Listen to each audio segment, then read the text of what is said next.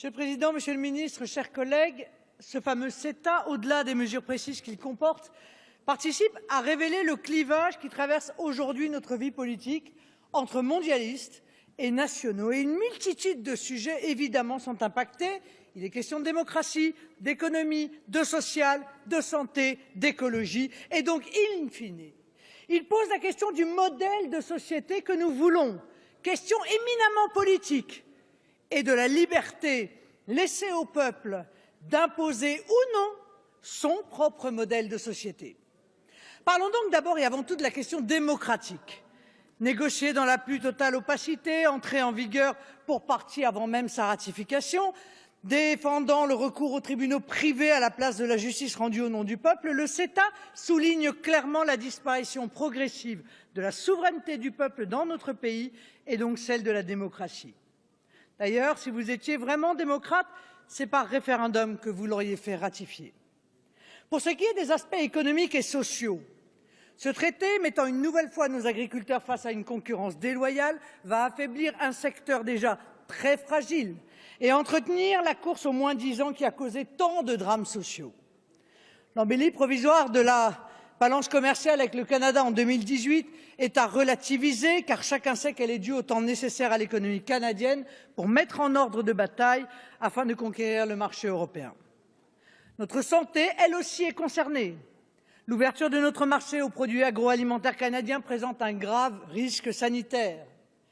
Une piètre qualité, un mode de production hyper intensif, OGM et autres farines animales sont en partie responsables de la dégradation de la santé des Canadiens.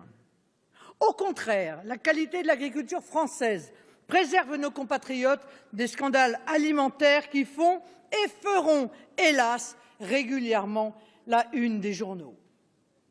Je n'oublie évidemment pas la question écologique. Ce traité est le plus parfait exemple de l'incohérence de nos dirigeants qui ne jurent que par l'écologie, qui en son nom d'ailleurs matraque fiscalement les Français, mais qui, en même temps, encourage la mondialisation sauvage. Or, cette dernière porte une lourde responsabilité dans les émissions de gaz à effet de serre, qui participent au dérèglement climatique que nous connaissons. Quant au libre-échange, par l'uniformisation qu'il suppose, il représente le pire ennemi de la diversité, notamment biologique. Il n'est évidemment pas question de ne plus commercer avec le reste du monde.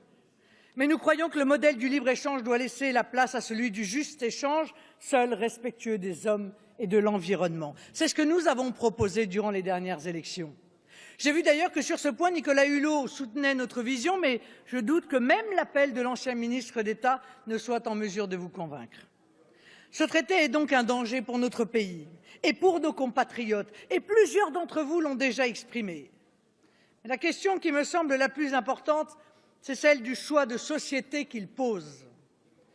Le CETA est une nouvelle illustration de la prise du pouvoir de l'économie sur la politique, c'est-à-dire la négation même de la démocratie.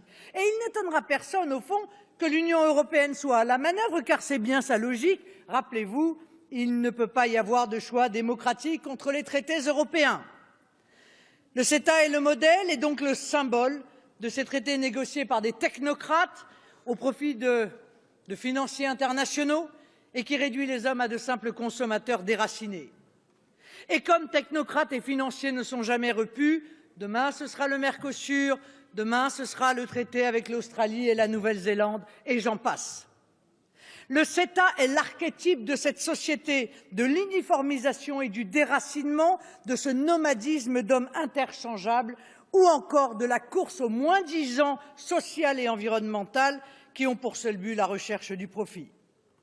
Il incarne un véritable contre-modèle politique, économique, social et environnemental et dessine un projet de société mortifère qui fera certes quelques gagnants et des centaines de millions de perdants. Il représente un choix politique qui entrave la recherche du bien commun. Or, sans ce souci constant, l'intérêt général qui unit les peuples cède la place à l'individualisme que régit la loi du plus fort. Aveuglés par votre idéologie mondialiste et sans frontiériste, vous continuez à globaliser le monde en supprimant les nations pourtant vitales à l'homme. Fascinés par la financiarisation de tous les échanges humains, vous accroissez les fractures sociales dans tous les pays, en particulier dans le nôtre. Charmés par l'uniformisation des biens et des services, vous défiez la diversité des civilisations et de la nature qui fait la richesse de notre monde. C'est pour ces raisons que nous dénonçons depuis des décennies cette mondialisation sauvage, incarnée aujourd'hui par le CETA, car elle s'oppose à une vision humaniste du monde. Comme je le crois à l'immense majorité des Français, nous ne voulons pas du CETA et c'est donc avec conviction que nous voterons contre ce projet de loi de ratification.